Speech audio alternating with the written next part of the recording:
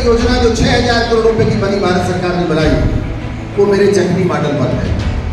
और उस मॉडल में मैंने अपने गांव के 4 गांव रखे भी नहीं थे कि लोग ये ना कहें कि ये पांडे जी को लाभ है। 1 रुपया, 1 नया पैसा सरकार की मैंने अनुदान नहीं दिया।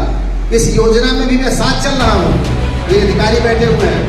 1 नया पैसा मैंने 35 साल के सामाजिक जीवन में न कोई NGO बनाई, न संस्था बनाई, न कार्यालय बनाया, न ऑफिस बनाया, कोई अनुदान नहीं दिया। कोई नहीं बता सकता।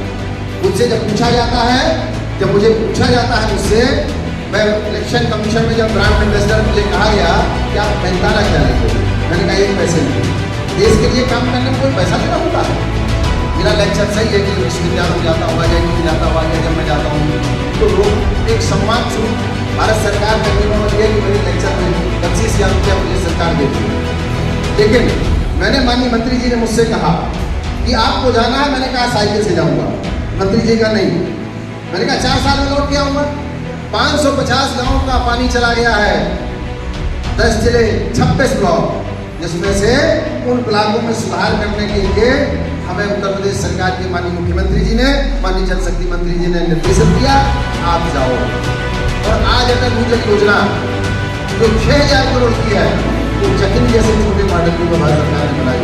इस मादा के इतिहास में कभी भारत सरकार के सचिव किसी गाँव नहीं गए, लेकिन आज इस बात की खुशी है कि मेरे गांव चकनी भारत सरकार के जल संसद सचिव गए, और यहाँ से जब वो माननीय प्रधानमंत्री जी के यहाँ गए तो उन्होंने एक पूरे देश के प्रधानों को पत्र लिखा कि मेलबंदी सहित परंपरागत तरीके से पानी को रोकें। अटल भूजल योजना जब भारत सरकार ने बनाई तो मुझे बुलाया, भारत के 24 सचिव थे, मैं भी था। उसके बाद जिस दिन इसका उद्घाटन किया प्रधानमंत्री ने 25। तो आज के दिन इतना ही अनुरोध है कि जल की महत्ता समझें और जहाँ पर भी हो सके, जिस भी गतिविधि में हो सके, मिनिमम कम से कम पानी में कार्य चलाएं और जितना आवश्यकता है उतना ही दोहन करें।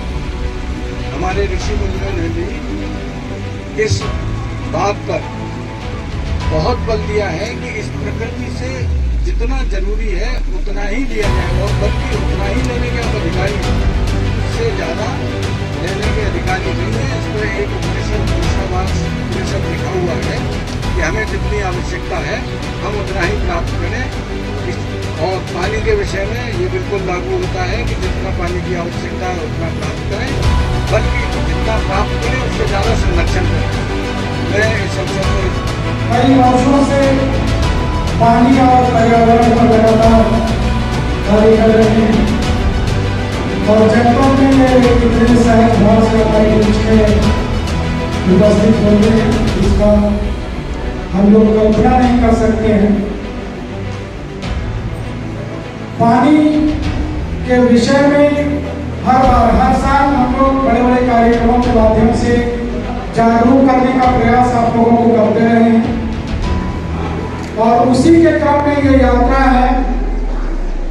और माननीय पांडे जी ने पूरे प्रदेश में इस यात्रा का बेड़ा उठाया, और शासन ने इनको ये उनका दायित्व सौंपा।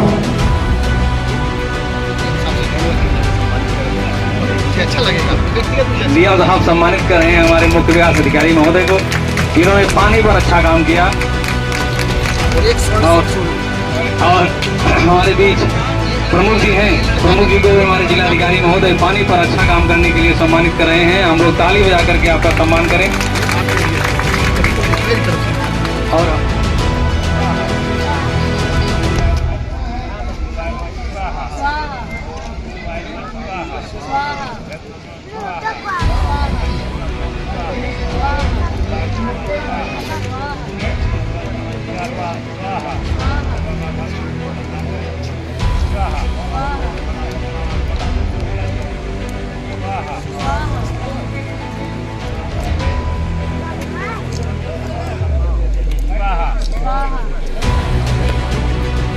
इस यात्रा का उद्देश्य केवल ये है जो ने समझाया, आप सब लोगों को, बहुत लोगों को पहले नहीं पता था, लेकिन उसमें बहुत गहरी चीज होती है।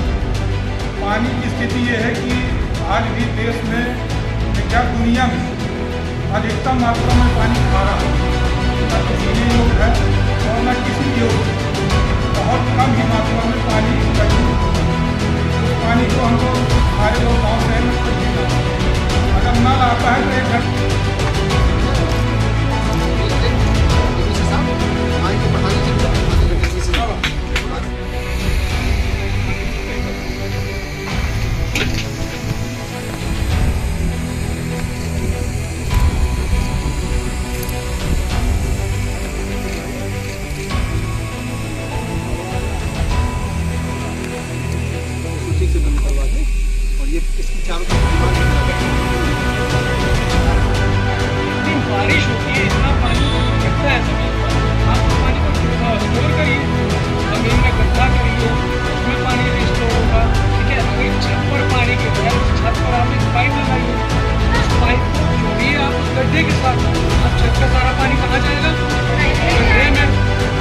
क्या है जो उसी पाइप को कुएं के साथ जोड़ी है ना, वो सारा पानी जाएगा कुएं में, पानी बच रहा है। और अगर एक खेती करने वाला इंसान तो अगर कोई पौधे वगैरह लगाता है तो उसके लिए सबसे आसान तरीका है सिर्फ सिंचाई करना। आप खेतों में एक तरीका ये भी है कि खेतों में मेड़ फावड़ा कहाँ है? फावड़ा नहीं,